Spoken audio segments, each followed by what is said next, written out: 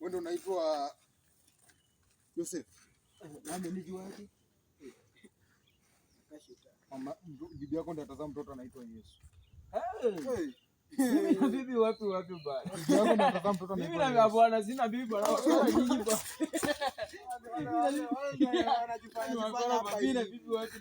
Wanajifanya hapa hizo ati wana. Hizi ni bangi hizi.